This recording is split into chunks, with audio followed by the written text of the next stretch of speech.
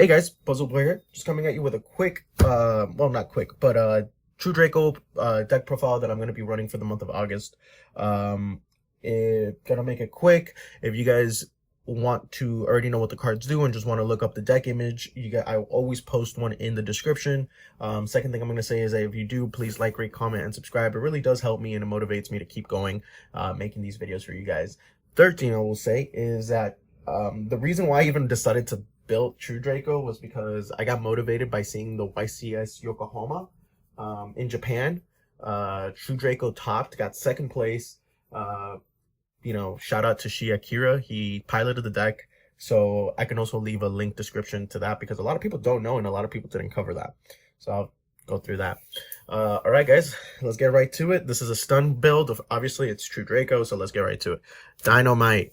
Dynamite. It's back at 2. Obviously, you run it at 2. If you had 3, you would run it at 3. He searches out the traps. Pretty good. The traps are arguably the best ones because they control the board with monster removal. 3 Ignis. He carried the deck on his back for a long time. Poor guy. But he searches out the spells. He's again one of the best. And I am opting to run 2 Majesty Maiden. Now that Dynamite's at 2, I've seen a lot of lists run 1 Majesty Maiden, either 1 or 3. I like 2 just because you need to see a monster. The hands that you do not see a monster are the hands that you lose. You can see the best traps in the game, but without a monster, you will lose. So I opted to run this. So far in testing, I really like it. Obviously, during locals, I'll see. Knowing me, I'll either draw a handful of monsters or I'll draw a handful of spell and trap and lose the game. In Akira's deck, the one that topped YCS Yokohama in Japan, OCG, he was running a True Draco list that was very strange. I tried to, I got inspired by his list. He was running 3 Waterfall, basically the searcher for the worms, and you can discard and draw. So I kind of used that as inspiration. But in testing, it was good. Not the Waterfall trap card was good. It just there were just moments. I have to do more testing, so I guess today will be my test run. But that's it for the monsters. I'm running 8. For the True Draco spells, obligatory, I'm running 3 Heritage, considered the best one. The best True Draco spell, basically, it is your draw power, as well as, your additional spell and trap card removal, as well as an additional summon if you need it.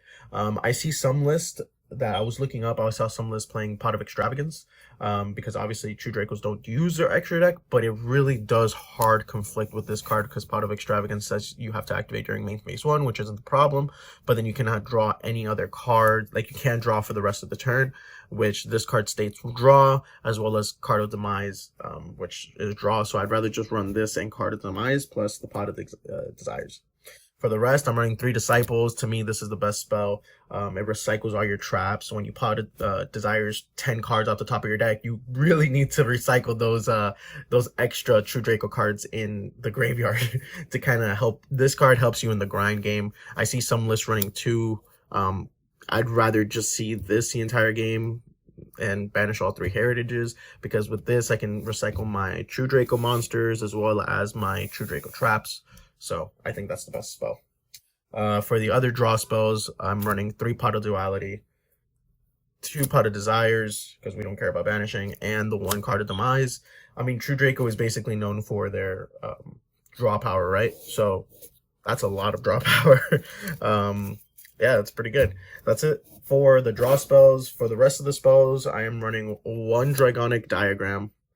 One day we'll get it back to 2. If this card ever comes back to 2, I mean, True Draco right now is a pretty good, rogue strategy. Runs a lot of traps, controls the board and stuff like that. So it's a pretty good rogue strategy, and it has a lot of things in its favor that it helps with. I think, honestly, we would probably, the next card we'll see off the list would probably be Dynamite to 3, and then maybe Dragonic Diagram to 2, maybe. Everyone's saying free Masterpiece, but come on, let's be honest here. And I opted to run 2 Mystic Mine. I mean, until this card gets banned, it needs to be played. It needs to, unfortunately. I do not like this card. I think it's a pretty degenerate card, but the results don't lie. It's a good card. The fact that when your opponent summons, I actually look at this, like a lot of people look at this like a defensive card. I look at it like as an opener, because your opponent goes first, sets up a board. First thing I do is activate Mystic Mind, and then I can, use my Pot of Desires or something like that. And my opponent can't ash me or something to hinder my plays. And again, you can out it. Obviously, you can out your own Mystic Mind with your Spell and Trap card removal. So it doesn't really matter too much for you. It doesn't hinder you at all. And the rest of the spell, which is the last one, is just a simple one, Terraforming. That's it. So the bulk of the deck, obviously the spells are pretty bulky as well, but the bulk of the deck is the traps. We are running the 3 obligatory, 3 Apocalypse. So good. I'm running 2 True King's Return. I think this one's the worst one, just because it's special summons from the graveyard, and I am running a card that you have to activate without controlling any special summon monsters, but it's still pretty good. I like this ratio for traps. Again, we're running Disciples, which can recycle. Yeah, as of right now, I think 2 is perfectly fine with me. Okay, so I am proxying 2 Solemn Judgments, but I am running 3 Solemn Judgments. I will pick them up when I go to locals today. So 3 Solemn Judgments, obviously. It's pretty good, especially if they open up the Lightning Storm like they always do, right? Or the Harpy's Feather. 2 Solemn Strike.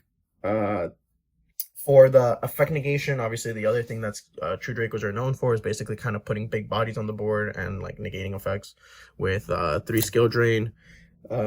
Something that I decided to run, a lot of people would run Monarch's Erupt. So during testing, I do have Monarch's Erupt.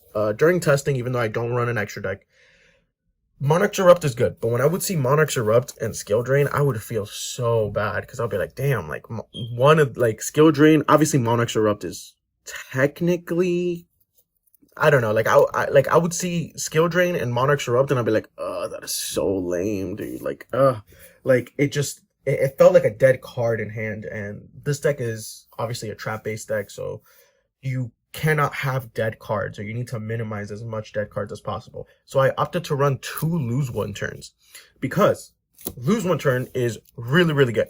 Now, this card lost favor, obviously, with the introduction of links, because it states activate only when you currently control no special summon monsters. When a monster is face up on the